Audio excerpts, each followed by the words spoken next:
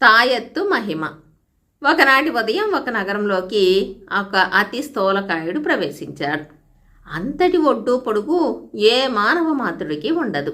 ఈ స్థూలకాయుడు ఒంటి నిండా నల్లటి బట్ట కప్పుకొని ఉన్నాడు. వాడి లావుపాటి జబ్బకు ఒక తాయెత్తు కట్టి ఉన్నది. అతను అతి కష్టం మీద తన స్థూల శరీరాన్ని ముందుకు నడిపిస్తూ, తాయెత్తు మహిమ తెలుసుకోవాలంటే త్వరగా రండి అని అరుస్తున్నాడు. కానీ అతను మాయగాడేమోనని భయపడి ఎవ్వరూ అతన్ని సమీపించలేదు. అయితే ఆ ప్రాంతంలో ఏకాకిగా నివసిస్తున్న మరిడయ్య అనేవాడు తాయెత్తు మహిమ తెలుసుకోవాలని కుతూహలం పుట్టి స్థూలకాయుడితో, అబ్బి, తాయెత్తు మహిమ ఏమిటో నాకు చూపించు అన్నాడు. స్థూలకాయుడు, నా వెంటరా అంటూ మరిడయ్యను ఊరు బయటికి తీసుకుపోయి మర్రి చెట్టు కింద ఆగి తన జబ్బకు కట్టి ఉన్న తాయెత్తు విప్పాడు. అంత పెద్ద జబ్బకు సరిపోయిన తాయెత్తు మామూలు మనిషి జబ్బకు సరిపోయేదానిలాగా చిన్నదైపోయింది. ఇదేనా తాయెత్తు మహిమ అని మరిడయ్య చప్పరించాడు. అప్పుడే ఏం చూశావు? నేను దీన్ని నీ జబ్బకు కట్టి వెళ్ళిపోతాను. నేను నీకు కనబడకుండా పోయినాక గాని దీని మహిమ నీకు తెలియదు. నువ్వు దీన్ని వదిలించుకోవాలంటే మరెవడి జబ్బకైనా కట్టాలి కానీ మరో మార్గం లేదు అంటూ ఆ స్థూలకాయుడు మరిడయ్య ఏదో అడగబోతే కూడా వినిపించుకోకుండా తాయెత్తు మరిడయ్య జబ్బకు కట్టి గబగబా నడుచుకుంటూ వెళ్ళిపోయాడు. వాడు వెళ్ళిన వైపే చూస్తూ ఉండిన మరిడయ్య తన జబ్బకు కట్టి ఉన్న తాయెత్తును చూసి అద్దిరిపడ్డాడు. తర్వాత తన శరీరం అంతా కలే చూసుకుంటే వాడికి మూర్ఛ వచ్చినట్టయింది. మరిడయ్య అతి స్థూలకాయుడు అయిపోయాడు. అతను నెత్తి నోరు బాదుకుంటూ ఆ మనిషి వెళ్ళిన వైపే ఆయాసపడుతూ పరిగెత్తాడు. వీధి మలుపు తిరిగేసరికి దూరంగా ఒక సన్నని మనిషి నల్లబట్ట కప్పుకొని పోతూ కనిపించాడు. మరిడయ్యకు తాయెత్తు మహిమ తెలిసింది. తాయెత్తును వదిలించుకుంటే స్థూలకాయం పోయి మామూలు మనిషి కావచ్చు. తన ఇంటికేసి తిరిగి వచ్చిన మరిడయ్యను చూసి ఎరిగిన వాళ్ళు నిర్ఘాంతపోయి, ఇందులో ఏదో మోసం ఉందని మేం ముందే అనుకున్నాం. ఆ దరిద్రగొట్టు తాయెత్తును వెంటనే తెంపి అవతల పారెయ్యి అన్నారు. మరిడయ్య తాయెత్తును విప్పి దూరంగా గిరబాటు వేశాడు. కానీ అది వెంటనే వచ్చి మరిడయ్య జబ్బకు అంటుకున్నది. అంతేకాదు, ఇప్పుడది నిప్పులా కాలటం మొదలుపెట్టింది. మరిడయ్య దాన్ని తీసే ప్రయత్నం మానుకున్నాకనే అది చల్లబడింది. మరిడయ్యకు పెద్ద చిక్కే వచ్చింది. నెల పొడుగునా తినటానికి తెచ్చుకున్న తిండి గింజలు 2 రోజులు కూడా రాలేదు.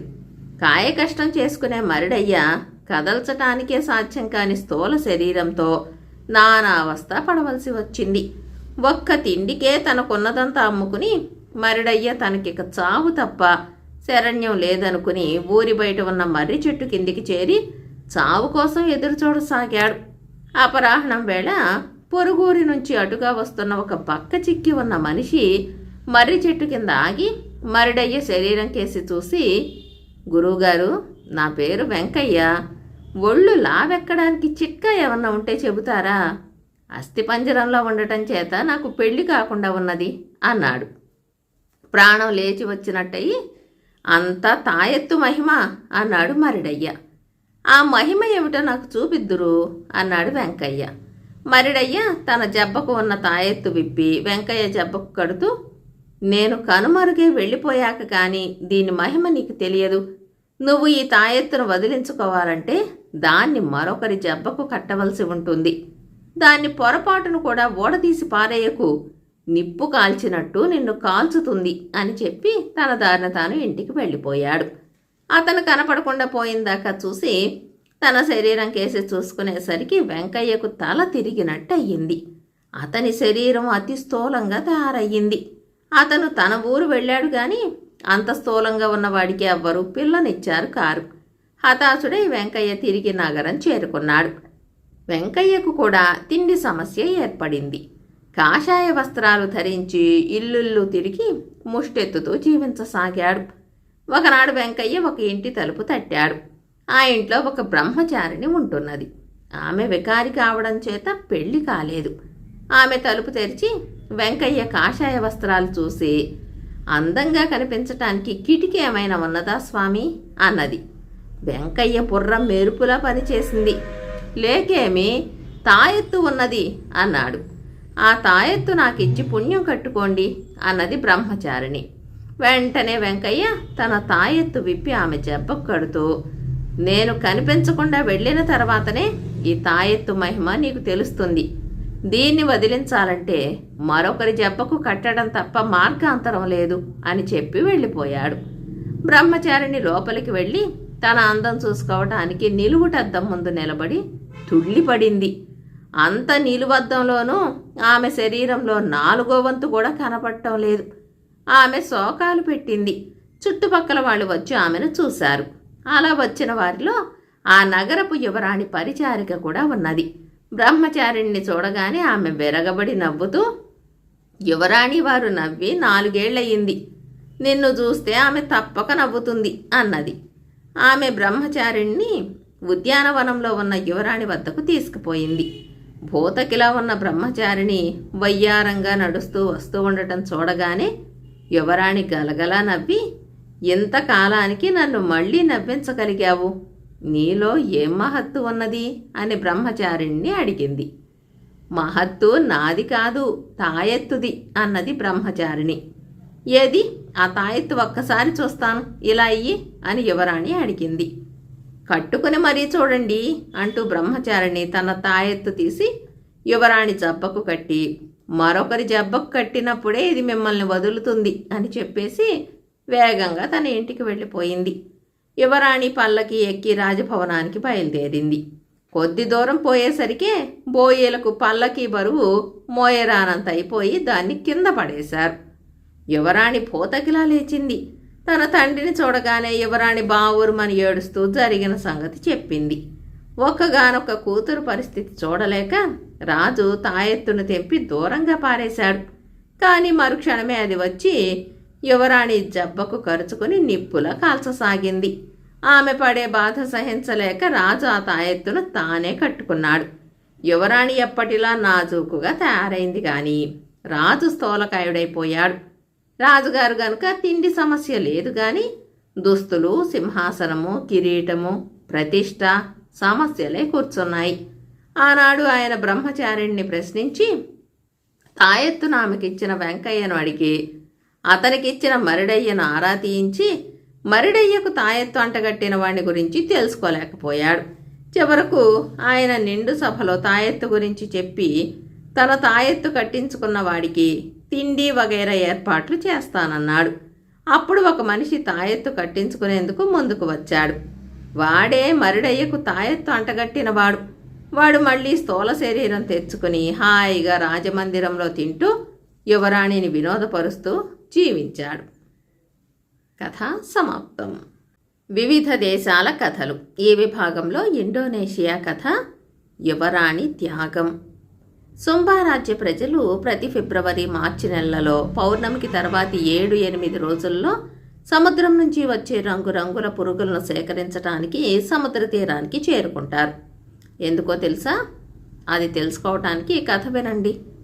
చాలా సంవత్సరాలకు పూర్వం మలానా అనే గొప్ప రాజు సుంబారాజ్యాన్ని పాలించేటప్పుడు ఏళ్ల తరబడి వర్షాలు లేకపోయాయి. ఎండలు నిప్పులు చెరగసాగాయి. నదీ నదాలు ఎండిపోయాయి. పైరు పంటలు లేకపోయాయి. కరువు కాటకాలు ఆ ద్వీపరాజ్యంలో విలయ తాండవం చేయసాగాయి. ఆకలి చావులు, రోగాలు పెచ్చు పెరిగిపోయాయి. రాజు నిల్వ ఉన్న ధాన్యాన్ని, పశువులను ప్రజలకు పంచాడు. రాజుగారి ఖజానా ఖాళీ అయ్యింది. అయినా వర్షం వచ్చే సూచనలు కనిపించలేదు. రాజు తీవ్ర ఆందోళనకు గురయ్యాడు. ప్రజల బాధలను చూడలేకున్నాను, ఏమైనా చేసి తీరాలి అని తీవ్రంగా ఆలోచించసాగాడు. పెద్దలను పిలిచి ప్రజలకు సాయపడటానికి సలహాలు అడిగాడు. అయినా వాళ్ళు, దేవుడు మన మీద ఆగ్రహించాడు, మనమేదో ఘోర అపరాధం చేశాము, ఇప్పుడు ఆ పాప ఫలితం అనుభవిస్తున్నాము అని చెప్పిన మాటే మళ్ళీ మళ్ళీ చెప్పసాగారు. దేవుడు మనల్ని శిక్షించాలనుకున్నప్పుడు దానిని అనుభవించక తప్పదు. మన వినాశనమే దేవుడి సంకల్పమైనప్పుడు దానిని అడ్డుకోవడం మన తరం కాదు అన్నాడు విజ్ఞుడైన ఒక వృద్ధుడు విచారంగా. అయితే రాజు మలానా మాత్రం ఆ మాటను విని ఊరుకోలేకపోయాడు. సమస్యను గురించి రేయింబవళ్ళు తీవ్రంగా ఆలోచించసాగాడు. నిద్రాహారాలు లేకుండా రాజు పడుతున్న యాతనను చూసి ఆయన ఏకైక కుమార్తె రాతు నయేల్ భరించలేకపోయింది. ఆమెకు తండ్రే ప్రపంచం. తండ్రికి తన గారాల కూతురంటే ప్రాణం. ఈ సమస్య పరిష్కారానికి తండ్రికి ఎలాగైనా సాయపడాలనుకుంది. తండ్రితో, నాన్న, నా ఆభరణాలు, దుస్తులు అన్నీ తీసుకుని దాని ద్వారా వచ్చే ఆహారాన్ని కొని ప్రజలకు పంచండి అన్నది. వీలు పడదు తల్లి, నీ ఆభరణాలతో కొనడానికి మన రాజ్యంలో ఆహారం లేదు. ఆహారం కోసం మన దీవిని వదిలి వెళ్లే ఓపిక కూడా మన ప్రజలకు లేదు అన్నాడు రాజు. మరి దేవుణ్ణి ప్రార్థించవచ్చు కదా అన్నది నయ్యేలు. మరెందుకో గాని దేవుడు మన మీద ఆగ్రహం చెందాడు. దేవుడే మనల్ని ఇప్పుడు శిక్షిస్తున్నాడు. అలాంటప్పుడు దేవుణ్ణి ఎలా సాయం అర్థించగలం అన్నాడు రాజు. దేవుడికి క్షమాపణలు చెప్పుకుందాం. చేసిన పాపాలకు ఎలాంటి ప్రాయశ్చిత్తం చేయాలో అడుగుదాం. దేవుడు తప్పక క్షమించగలడు అన్నది నయ్యేలు. రాజుకి సలహా నచ్చింది. వెంటనే ప్రధాన పూజారిని పిలిపించి, ఏ పాప ఫలితంగా మనం, మన పిల్లలు ఇలాంటి కష్టాలు అనుభవిస్తున్నామో కనుగొనాలి. దేవుడు మనల్ని క్షమించి మళ్ళీ కరుణ చూపడానికి మనం ఎలాంటి ప్రాయశ్చిత్తం చేయాలో తెలుసుకోవాలి అన్నాడు. ప్రధాన పూజారి దేవుడి సందేశం పొందటానికి అప్పటికప్పుడే ప్రత్యేక పూజలకు ఏర్పాటు చేశాడు. ఒకనాటి ఉదయం రాజుతో సహా పలువురు ఒక మైదానంలో గుమిగూడి ఉండగా పూజలు ఆరంభమయ్యాయి. కొమ్ములు ఊదారు. తప్పెట్ల మోతలు ఆరంభమయ్యాయి. లయబద్ధంగా వింత శబ్దాలు వినిపించసాగాయి. ప్రధాన పూజారి వాటికి అనుగుణంగా గెంతులు వేస్తూ నాట్యం చేయసాగాడు. సంగీతం, శబ్దం ఎక్కువయ్యే కొద్దీ పూజారి ముందుకు వెనక్కు గెంతుతూ, తుళ్ళుతూ, వంగుతూ, గుండ్రంగా తిరుగుతూ నాట్యం చేయసాగాడు. సంగీతం తారాస్థాయికి చేరినప్పుడు పూజారి కూడా అమిత వేగంతో నాట్యం చేస్తూ స్పృహ కోల్పోయిన వాడిలా ఊగుతూ కీచుమని దిక్కులు పిక్కటిల్లేలా ఒక కేక పెట్టాడు. ఆ తర్వాత ఊగుతూ, సుంబా ప్రజలారా, మీరు ఘోర పాపం చేశారు. మీ పాప ఫలితం అనుభవించాల్సిందే అన్నాడు పెద్ద గొంతుతో. ప్రజలు భయంతో, దేవుడా, మమ్మల్ని మన్నించు, మాపై కరుణ చూపు, మమ్మల్ని కాపాడు అంటూ దీనంగా వేడుకోసాగారు. మిమ్మల్ని మీరు కాపాడుకోవాలంటే ఒకే ఒక మార్గం ఉన్నది. మీరు నిజంగానే మీ పాపాలకు పశ్చాత్తాపం చెందుతున్నారని రుజువు చేయడానికి మీ రాజు తనకు అత్యంత ప్రీతిపాత్రమైన దానిని నాకు సమర్పించాలి అని చెప్పి పూజారి నేలకు ఒరిగిపోయాడు. ఆ తర్వాత అక్కడ చేరిన జనం మౌనంగా అక్కడి నుంచి వెళ్ళిపోసాగారు. రాజుకు అత్యంత ప్రీతిపాత్రమైనది ఆయన ఏకైక కుమార్తె అని అందరికీ తెలుసు. ఆమెను దేవుడికి సమర్పించమని చెప్పగలవారెవరు? రాజు మలాన రాజభవనానికి తిరిగి వచ్చాడు. తలంచుకుని తనకు అత్యంత ప్రీతిపాత్రమైన తన గారాల పట్టి నయ్యేల్ను ఎలా త్యాగం చేయడం అని, అలా అని ఒక రాజుగా ప్రజల క్షేమాన్ని ఎలా నిర్లక్ష్యం చేయగలడు?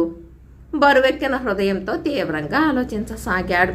ఉదయం పూజా కార్యక్రమంలో జరిగిన దాన్ని నయ్యేల్ చెలికత్తెలు ఆమెకు తెలియజేశారు. తన తండ్రి మనసులో సుడులు తిరుగుతున్న ఆలోచనలను ఆమె గ్రహించింది. నా ఒక్క ప్రాణంతో ప్రజలందరినీ కాపాడగలిగినప్పుడు నేనెందుకు నా ప్రాణం త్యాగం చేయకూడదు అని ధైర్యంగా, ఉదాత్తంగా ఆలోచించి ఒక నిర్ణయానికి వచ్చింది. తండ్రిని సమీపించి, నాన్న, నన్ను దేవుడికి సమర్పించు. మన ప్రజల కోసం సంతోషంగా ప్రాణత్యాగం చేయటానికి నేను సిద్ధంగా ఉన్నాను అన్నది నయ్యేల్ గంభీరంగా. తల్లి, నిన్నెలా వదులుకోగలను అన్నాడు రాజు వస్తున్న దుఃఖాన్ని ఆపుకుంటూ. అయినా నయ్యేల్ తండ్రికి నచ్చజెప్పి అంగీకరించేలా చేసింది. ఆమెను దేవుడికి సమర్పించటానికి ఒక శుభముహూర్తం నిర్ణయించబడింది. సుంబా ప్రజలు మేళతాళాలతో ఊరేగింపుగా సముద్ర తీరం చేరారు.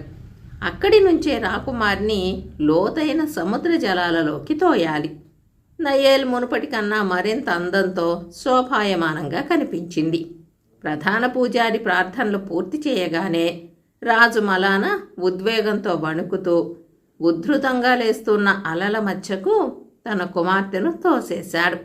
ఆమె సముద్రంలో పడి కనుమరుగు కాగానే, మలానా మహారాజా, నువ్వెంతో ఉదాత్త చరితుడివి.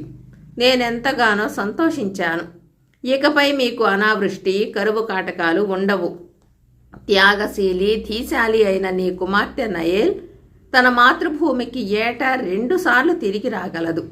మీరామెను గౌరవించాలి అన్న గంభీర కంఠస్వరం ఆకాశం నుంచి వినిపించింది.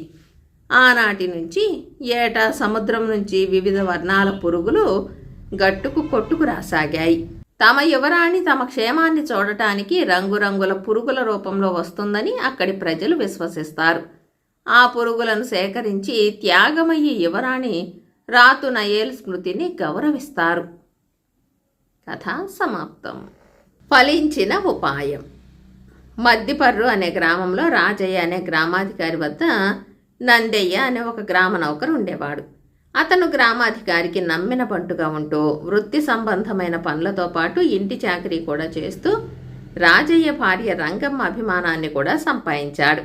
రంగమ్మ అతనితో తరచుగా, నీ మూలంగా నాకు ఎంతో సౌఖ్యంగా ఉంది, నీకు మంచి సహాయం నా వల్ల కానీ నీ యజమాని వల్ల కానీ ఎప్పుడైనా అవసరపడితే నీకు మేలు జరిగేలా చూస్తాను అంటూ ఉండేది.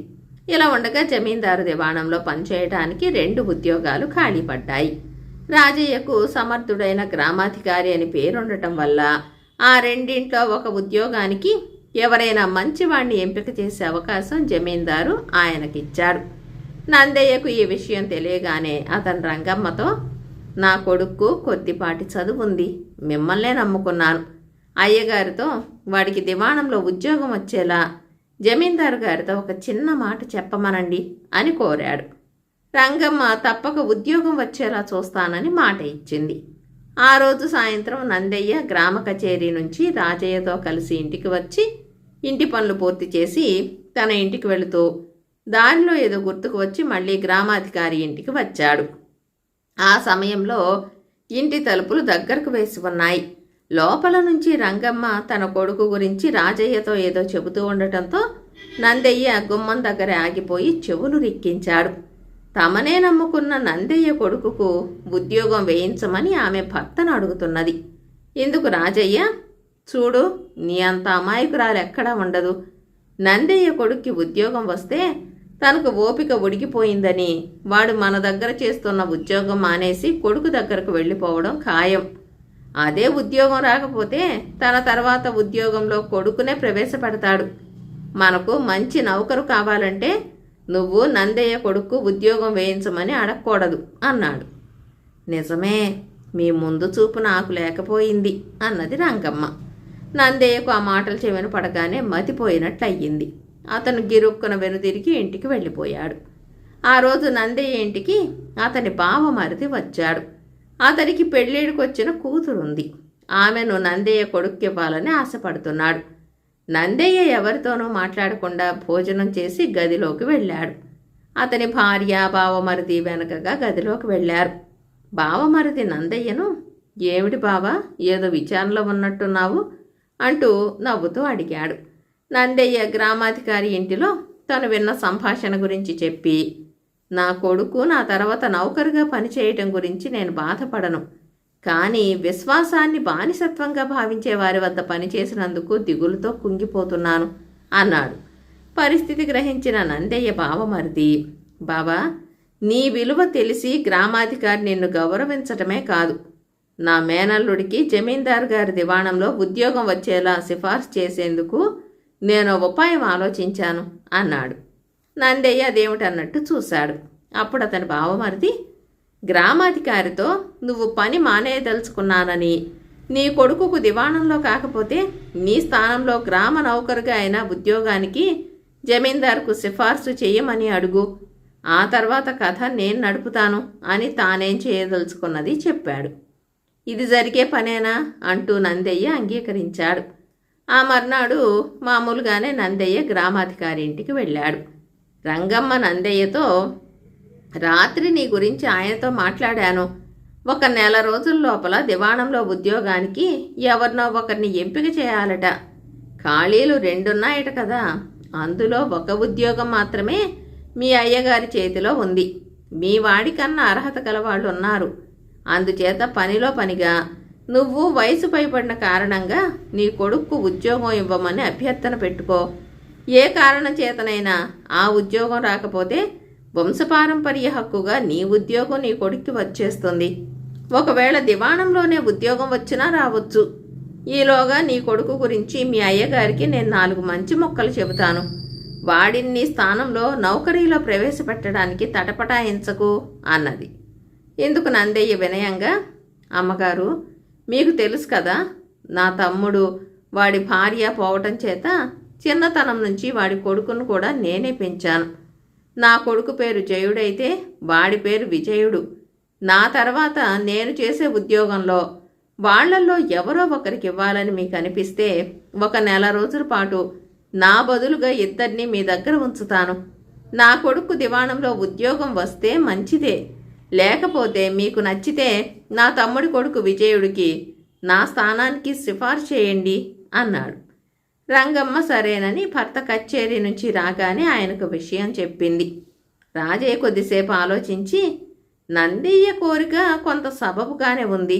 ఆ జయ విజయులిద్దరినీ మన పక్క గ్రామంలోని గ్రామాధికారి మునయ్య వద్ద తాత్కాలికంగా నౌకరీలో ఉంచుతాను. ఆ తర్వాత ఆ ఇద్దరిలో ఎవడు గ్రామ నౌకరుగా పనికి వస్తాడో, ఎవడు కచేరీ ఉద్యోగానికి అర్హుడో ఆయన అభిప్రాయం అడుగుతాను అన్నాడు. రంగమ్మ ద్వారా గ్రామాధికారి ఆలోచన ఏమిటో విన్న నందయ్య సంగతి తన బావమరిదికి చెప్పి, జయుడికి దివాణం ఉద్యోగం వచ్చేందుకు ఏదో ఉపాయం పన్నుదామన్నావు కదా, అదెంతవరకు ఫలిస్తుందో చూడు అన్నాడు.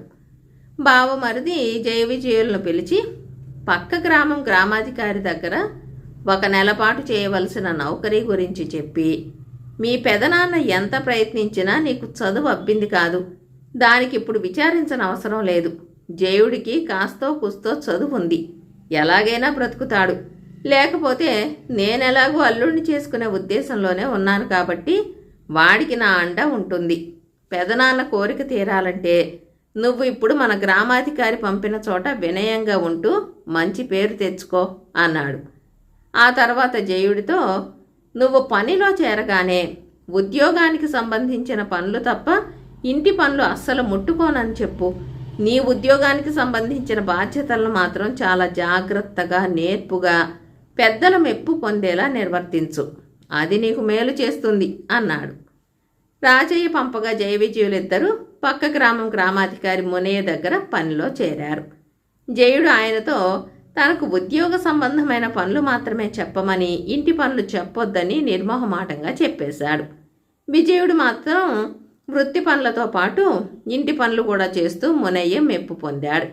నెల గడిచాక మునయ్య రాజయ్యను కలుసుకుని, నీ గ్రామ నౌకరు నందయ్య కొడుకు జయుడు తండ్రి తర్వాత గ్రామ నౌకరైతే నువ్వు ఇంటి పనులకు వేరే నౌకర్ని పెట్టుకోక తప్పదు. వాడు దురుసు వెధవ. ఆ రెండోవాడున్నాడే విజయుడు, వాడిలో వినయంతో పాటు చురుకుదనం కూడా ఉన్నది అని తన అభిప్రాయం చెప్పాడు. రాజయ్య బాగా ఆలోచించి నందయ్యను పిలిచి, నీ తమ్ముడి కొడుకు విజయుడే నీకు తగిన వారసుడని తేలిపోయింది. వాడి వినయం, చెప్పిన పనులు మారు మాట్లాడకుండా చేయడం మునయ్యకు బాగా నచ్చాయి. నీ కొడుకు చదువుకున్నవాడు గనుక వాణ్ణి దివాణంలో ఉద్యోగం కోసం జమీందారు గారికి సిఫార్సు చేస్తాను అన్నాడు. ఇది విన్న నందయ్య పరమానందపడిపోతూ ఇంటికి వెళ్ళి బావమరిదితో, ఆహా, ఎంత తెలివిగలవాడివి, నీ ఉపాయం ఫలించింది అంటూ సంగతి చెప్పి ఆప్యాయంగా అతని 2 చేతులు పట్టుకున్నాడు. కథ సమాప్తం. బేతాళ కథ యథార్థ చిత్రం.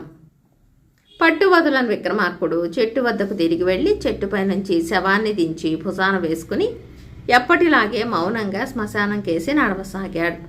అప్పుడు శవంలోని బేతాళుడు, రాజా, నువ్వు ఏ కారణంగా ఎటువంటి నిర్ణయం తీసుకుని ఈ భీకర శ్మశానంలో అర్ధరాత్రి వేళ ఇలా కఠోర శ్రమ పడుతున్నావో నాకు తెలియదు. కొందరు రాజులు అధికార గర్వంతో ఎప్పుడు ఎలాంటి నిర్ణయం తీసుకుంటారో వారికే తెలియదు. తన భృత్యుల పట్లే కాక స్వతంత్ర భావాలు గల కళాకారుల పట్ల సైతం వారు ఒక్కొక్కసారి అకారణ ద్వేషానురాగాలు ప్రదర్శిస్తూ ఉంటారు. ఎప్పుడు ఎవరిని శిక్షిస్తారో సత్కరిస్తారో తెలియదు. అలా మితిమించిన అధికార దర్పంతో అయోమయానికి లోనై విచక్షణారహితంగా పరస్పర విరుద్ధ నిర్ణయాలు తీసుకున్న ఉగ్రసింహుడనే రాజు కథ చెబుతాను, శ్రమ తెలియకుండా విను అంటూ ఈ విధంగా చెప్పసాగాడు. జయంతిపుర సింహాసనాన్ని అధిష్ఠించిన ఉగ్రసింహుడు దక్షత గల పాలకుడే గాని పరమ కోపిష్టి. కొలువులో కూర్చున్నా అంతఃపురంలో ఉన్నా ఎప్పుడూ కోపావేశంతో ధుమధుమలాడుతూ ఉండేవాడు. చిన్న చిన్న తప్పులు చేసిన వారికి సైతం కఠిన శిక్షలు విధించేవాడు. ఎప్పుడు ఏ కారణంగా ఎలాంటి శిక్ష పడుతుందో అని రాజోద్యోగులు భయపడుతూ ఉండేవారు. ఒకసారి ఉగ్రసింహుడికి తన చిత్రపటం గీయించుకోవాలన్న కోరిక కలిగింది. ఆ సంగతి తెలియగానే పలువురు చిత్రకారులు రాజధానికి రాసాగారు. అయితే రాజు అంతలో తన చిత్తరువును సరిగా గీసిన వారికి 1000 వరహాల బహుమతి ఉంటుందని, చిత్రం తనకు నచ్చకపోతే 10 కొరడా దెబ్బలు శిక్షగా పడుతుందని ప్రకటించాడు. దాంతో రాజుగారి కోపగుణం ఎరిగిన వారు కావటం వల్ల సమర్థులైన చిత్రకారులు సైతం వెనక్కు తగ్గారు. ఆ సమయంలో నాగవర్మ అనే ప్రసిద్ధ చిత్రకారుడు రాజు చిత్రపటాన్ని గీస్తానని ముందుకు వచ్చాడు. రాజభవంతికి సమీపంలోనే నాగవర్మకు బస ఏర్పాటు చేయబడింది. రాజభవంతిలోని ఒక గదిలో నాగవర్మ చిత్రం గీసే పనిని మొదలుపెట్టాడు. రాజు ప్రతిరోజు కొంత సమయం అతనికి కేటాయించేవాడు. నాగవర్మ కొన్ని రోజుల పాటు ఏకాగ్రతతో పనిచేసి తుది మెరుగులు దిద్ది చిత్రాన్ని సభకు తీసుకువచ్చాడు. చిత్తరువు తెర తొలగించి చూడగానే రాజు, "నువ్వు అసలు చిత్రకారుడివేనా? ఈ చిత్రం నాదిగా లేదు" అని మండిపడ్డాడు. సభలోని వారు కూడా ఆ చిత్రాన్ని చూసి అంత గొప్ప చిత్రకారుడు ఇలా గీశాడేమిటా అని ఆశ్చర్యపోయారు. బహుమతి లభిస్తుందని ఆశించిన నాగవర్మ 10 కొరడా దెబ్బల శిక్ష అనుభవించి అవమాన భారంతో అక్కడి నుంచి వెళ్ళిపోయాడు. కొన్ని రోజుల తర్వాత విజయుడనే ఒక యువ చిత్రకారుడు రాజును దర్శించి, "తమ చిత్రం గీయాలనే కోరికతో వచ్చాను, దయచేసి అనుమతించండి" అని వేడుకున్నాడు. చేతకాని వాళ్ల ముందు నిలబడి చిత్రం గీయించుకోవాలంటే నాకు పరమ చిరాకు. సరిగ్గా చిత్రం గీయలేకపోయావో రెట్టింపు శిక్ష, అంటే 20 కొరడా దెబ్బలు. ఇష్టమేనా అని గద్దించి అడిగాడు రాజు. "ఇష్టమే మహారాజా" అని చెప్పి విజయుడు ఆ రోజు నుంచే పనిని మొదలుపెట్టి వారంలో చిత్రాన్ని గీయటం పూర్తి చేసి కొలువు తీరి ఉన్న రాజు సమక్షానికి తీసుకువచ్చాడు. ఆ చిత్రాన్ని చూసి రాజు ఆవేశంతో ఊగిపోతూ, "నన్నింత క్రూరంగా చిత్రిస్తావా? ఎన్ని గుండెలు నీకు?" అని ప్రశ్నించాడు. "క్షమించండి మహారాజా, తమరి యథార్థ చిత్రాన్ని గీయటమే నా ఉద్దేశం. ఒక లేడీ నీళ్లు తాగేటప్పుడు కూడా బెదురుగా పరిసరాలను గమనిస్తూ ఉంటుంది. పులి ప్రశాంతంగా కూర్చున్నప్పుడు కూడా కళ్ళల్లో ఎర్ర జీరలతో భయంకరంగా ఉంటుంది. అవి వాటి సహజ లక్షణాలు. చిత్రకారుడు ఎప్పుడూ ఈ సహజత్వాన్ని విస్మరించకూడదు" అన్నాడు విజయుడు వినయంగా. "అలా అని నన్నెంత క్రూరంగా చిత్రిస్తావా? నేను కావాలంటే నీ తల తీయించగలను, తెలుసా?" అని హుంకరించాడు రాజు. "తెలుసు మహారాజా. అయితే నిజమైన కళాకారుడు ఎప్పుడూ సత్యాన్నే చెబుతాడు. సత్యాన్ని విశ్వసించేవాడికి భయం అన్నది ఏ కోశానా ఉండదు. అయినా నాదొక విన్నపం. మీరొక నిర్ణయానికి వచ్చే ముందు ఆ చిత్రపటాన్ని సభలోని వారికి చూపి వారి అభిప్రాయం కూడా తీసుకోవటం సముచితం" అన్నాడు దృఢమైన కంఠస్వరంతో. రాజు సభలోని వారికేసి తిరిగి, "ఈ చిత్రం నాలాగా ఉందా?" అని అడిగాడు. చిత్రం ముమ్మూర్తుల కోపంగా నిలబడ్డ రాజులాగే ఉండటంతో సభలోని వారు కాదనలేకపోయారు. అయితే అవునంటే రాజుగారి ఆగ్రహానికి గురి కావలసి వస్తుందన్న భయంతో మౌనంగా ఉండిపోయారు. కొంతసేపటికి వృద్ధ మంత్రి, "మహారాజా, ఈ చిత్రాన్ని ఇలా గీయడంలోని ఔచిత్యం గురించి చెప్పలేను గాని ఈ చిత్రం అచ్చం తమరిలాగే ఉంది. తమరో రూపంతో పాటు తమ హావభావాలు, సహజ లక్షణాలను, వ్యక్తిత్వాన్ని యథాతథంగా ప్రస్ఫుటంగా ప్రతిబింబిస్తోంది" అన్నాడు గంభీరంగా. ఆ మాటకు ఆమోద సూచకంగా సభలోని వారి నుంచి హర్షధ్వానాలు వినిపించాయి. రాజు ఒక్క క్షణం ఉలిక్కిపడ్డాడు. హడావిడిగా విజయుడికి 1000 వరహాలిచ్చి పంపేసి అతడు గీసిన చిత్రపటాన్ని తన గదిలో పెట్టించాడు. ఆ తర్వాత ఆలోచనలో పడ్డ రాజు ప్రతిరోజు నిద్ర లేవగానే ఆ చిత్రాన్ని ఒకసారి చూసేవాడు. ఆ చిత్రంలోలాగా తాను కోపిష్టిగా, వికారంగా ఉండకూడదనుకుని రోజంతా ప్రశాంతంగా ఉండటానికి ప్రయత్నించసాగాడు. ఎప్పుడైనా కోపం వచ్చినా చిత్రపటాన్ని గుర్తు చేసుకోగానే అది నీళ్లు చల్లిన పాల పొంగులా తగ్గిపోయేది. ఆ విధంగా కొన్నాళ్లకు రాజులోని పిచ్చి కోపం పూర్తిగా తగ్గిపోయింది. దాంతో విజయుడిని పిలిపించి మళ్ళీ తన చిత్రపటం గీయమన్నాడు. అందుకు విజయుడు, మహారాజా, ఇప్పుడు తమ చిత్రపటం గీయవలసింది నేను కాదు, నాగవర్మ. తమరు అనుమతిస్తే అతడు తమ చిత్రాన్ని అద్భుతంగా చిత్రించగలడు. అంతెందుకు, అతడు మొదట గీసిన చిత్రపటాన్నే ఇప్పుడు తమరు ఒకసారి తిలకించండి. అందులోని ప్రశాంత గాంభీర్యం, ఆ చిత్రకారుడి అద్భుత కళా నైపుణ్యం తమకే అవగతమవుతాయి అన్నాడు. తోటి కళాకారుడి పట్ల విజయుడుకున్న అభిమానాన్ని అభినందించిన రాజు నాగవర్మ తొలుత గీసిన చిత్రపటాన్ని తెప్పించి చూశాడు. నాగవర్మ అద్భుత కళా నైపుణ్యాన్ని ప్రశంసిస్తూ అతన్ని పిలిపించి ఆస్థాన చిత్రకారుడి పదవినిచ్చి ఘనంగా సత్కరించాడు. బేతాళుడు ఈ కథ చెప్పి, రాజా, విజయుడు తన చిత్రాన్ని ఘోరంగా చిత్రించాడని మండిపడ్డ రాజు ఉగ్రసింహుడు మళ్లీ విజయుడి చేతే తన చిత్రాన్ని గీయించుకోవడానికి నిర్ణయించడం, తన చిత్రాన్ని సరిగ్గా గీయలేదని కొరడా దెబ్బల శిక్ష విధించిన నాగవర్మను పిలిచి అదే చిత్రం గీసినందుకు అతన్ని సత్కరించడం విచిత్రంగా లేదా?